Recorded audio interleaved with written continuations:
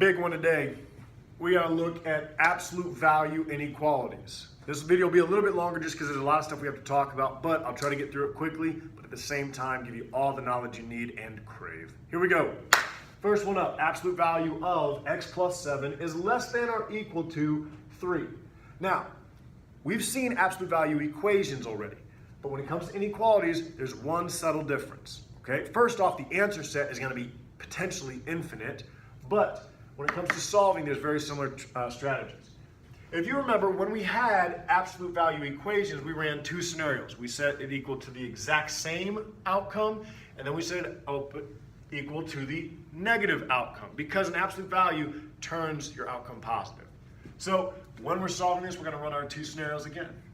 One scenario looks exactly the same. The other one, now keep in mind, we said that when we had equations, we negated the outcome. Well, by negating something, it means you multiply it by -1. So we'll get a -3. But when you change a sign through multiplication or division with an inequality, the sign flips. We refer to this as the flip and switch. It's another version of it. So notice that one scenario is exactly the same. The other one, the inequality flips and the sign switches. All right, let's solve both. Should be pretty easy. We subtract the 7, we get less than or equal to -4. In case you need to see it written down. Subtract the 7 again. Oh, so easy. X greater than or equal to -10. Okay, now, when we go to graph, we're going to be a little stereotypical. We need to see what they start to look like, and then we're going to say whether it's an and or an or graph. -10 on the left, -4 on the right. Remember, when you're doing negative numbers, larger number technically is the smaller number. We have equal to, so it's closed on both. I am greater than the -10, so I'm going to the right. I am less than the -4, so I'm going to the left. Kind of looks like an and graph. That's because it is. But I knew that before we actually started. Got some cheese for you today that you're going to have to remember that will make your life a lot easier. Look at your original inequality when your absolute value is isolated. Here's how I say that. Less and or equal to. Did you get that? Less and or equal to. So once saying it weird helps, because I know before I even start, hey, that's going to be an and graph. So when I get to the bottom, I draw an and graph. It will also help us when we get over here, but we'll talk about that in a little bit.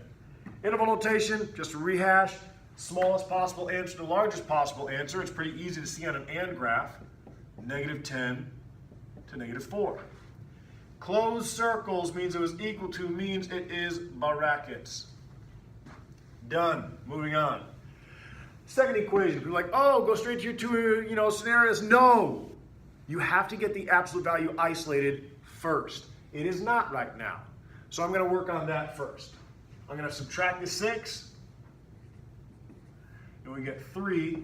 Absolute value of 2x minus 1 is greater than 3. It is still not isolated. And please, don't even dare subtract 3 here. I've seen far too many people do that. That's multiplication. Oh, I'll distribute. No, you won't.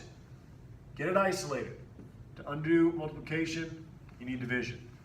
You're left with the absolute value of 2x minus 1 is greater than 1. All good? Now it's isolated. Now I run my two scenarios. One is so nice, it looks just like the one I already have. The other one, you do the what? Flip and switch. Get it right. The flip and the switch. Quick solve, here we go. Add 1. 2x greater than 2. Divide by 2. X greater than 1. Bam. Next, add 1. 2x less than 0. Do not freak out. It's not a big deal when you have a 0. It actually makes life easier. But for some reason, a lot of students think, I must have done something wrong. Have confidence. Divide by 2. X is less than 0. All right. I'm going to make a bold prediction. I'm going to tell you what kind of a graph it's going to look like before I even start. You ready? It's more cheese. Look at your absolute value when it's isolated. Not at the beginning, even though it doesn't matter in this one, but look once it's isolated. Look at that inequality. Here's how you say it. Great or than? Huh? Did you get it? Great or than. If I say it that way, it reminds me of when I actually go to graph, it's going to look like an or compound inequality graph. 0, and let's see if I'm right. It's open, and we're less than. Oh, we're less than. Nailed it. 1, we're open, and we're greater than. We go to the right side. What's up? Killing it. And I knew that before I even started because it was a great or than sign. All right, last piece, interval notation. Smallest possible to largest possible. Far too many times we see this and we're like, oh, smallest is 0. No, 0 is going off to negative infinity. But it doesn't go all the way to infinity. It stops at 0 for a little coffee break, parenthesis because it's an open circle. But we pick it back up. Means we're in union with 1 to infinity. But again, you're not including 1. Bam. Okay, now that's how to solve an absolute value inequality and come up with an inequality graph and interval notation. Let's say they ask you to do the opposite though. Now, this formula is going to be very helpful. I'm going to be explaining how to use it. You give me a plain and simple graph. I notice that there's closed circles at 7 and closed at 11, and there's shading in between. Now, all I have to do is come up with 3 things. I need to find the midpoint. I need to decide which inequality to choose, and the distance from my border point to a midpoint. Let's get it. What I do in class is I set up our 3 unknowns with 3 question marks. I know that once I answer those 3 questions, I'm set. So let's start with what kind of an inequality. This is the easiest one to find. Do you remember my cheese from earlier? We're about to use it. I already mentioned, this is an and graph. Less, and. Perfect. I get to use it now. So I know my inequality from an and graph represents a less than sign. But it's closed in circles, which means I'm equal to, and we're done. 1 out of 3. Plain and simple. Did I do any math? No. I remembered a stupid, cheesy phrase, and I was able to look at the graph. All right, second, midpoint. Now, I recognize that midpoint on this problem, you can just count and get 9. Awesome. But we're heading towards this problem.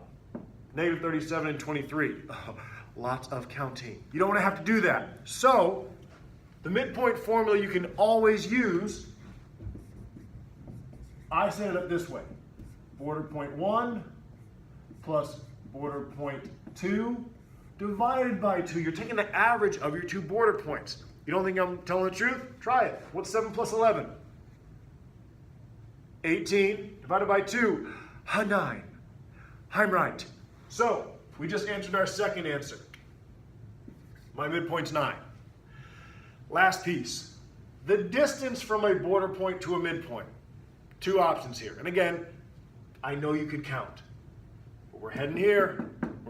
We're in the freshman. We're about to head to the varsity level. Get ready. If you need to find the distance, that's subtraction. Take either one of your border points and subtract your midpoint. Now, you may think that may not work because I took 11 minus 9 and I got 2.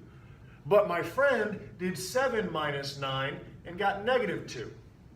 Doesn't matter. Key word here, distance. No such thing as a negative distance. So technically, it's going to be the absolute value of that difference. Still coming up with 2. That's how you come up with the absolute value inequality given a graph. Now, let's raise the bar. We're going to go right into this one. I'm going to set it up the same way. I got 3 unknowns. I'm going to plug these 3 unknowns in. First off, what kind of a graph? Or. It looks like an or graph. Well, this or this. That's exactly what they look like. They're going opposite ways. So, if it's an or, think through the cheese. Think through the cheese. Great or than. Nailed it. Open circle, so it's not equal to. Done. 1 for 3. Let's get a 2 for 3. Midpoint. You can't count it. Use the formula. Add your border points together and divide by 2. We'll do that together. Negative 37 plus 23 divided by 2. Everybody should be able to get this, okay? If you're not good with negatives, you're probably not good with money. You need to get better at it. We're going to end up with a negative 14 over 2, which is negative 7. So my midpoint is negative 7. Now, when I plug it in, let's be honest. This doesn't exist. I'm so tired of people going, oh, it's minus a negative. No, it's not. That's called addition. So be a big boy and a big girl. And it's now x plus 7. Doing okay? Last piece. Doesn't matter which border point you choose. You'll get the same answer. I am going to choose the negative 37. To find the distance, I take either border point and subtract my midpoint. So here we go. I will take negative 37, and I'm going to subtract my midpoint. Again, that double negative makes it addition, which means I have a negative 30. That's my distance, therefore, it's positive 30. Marker drop, that's how it's done. Getting from an absolute value inequality to a solution inequality to a graph to interval notation and the reverse. Questions answered.